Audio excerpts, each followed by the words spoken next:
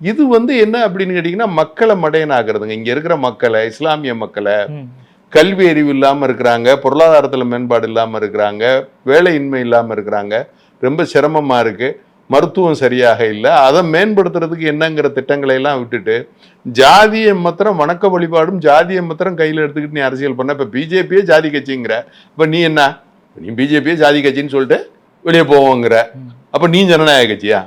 SDPI என்ன ஜனநாயக கட்சியா? அது ஜாதி கட்சின்னா நீ என்ன கட்சி?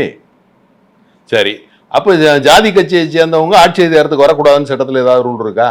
ஜனநாயக நாட்டில் மக்கள் ஓட்டு போட்டு தேர்ந்தெடுத்து யாரு பிரதமராக வர்றாங்களோ அவங்க பிரதமர், யாரு முதல்வராக வர்றாங்களோ அவங்க முதல்வர். இப்போ அவங்க ஜாதி என்னன்னு ஏதாவது கேள்வி இருக்காதுல்ல? இப்போ நம்ம ஊர்ல ஜனாதிபதியாக ஜாகிர் ஹுசேன் இருந்தாரு, பக்ருத்தீன் அலி அகமது இருந்திருக்காரு, அப்துல் கலாம் இருந்திருக்காரு.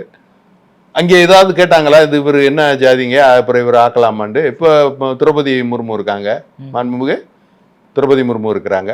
இப்போ இவங்களெல்லாம் என்ன ஜாதி என்னன்னு கேட்பீங்களா? இப்போ இது ஜனநாயக நாடா என்ன?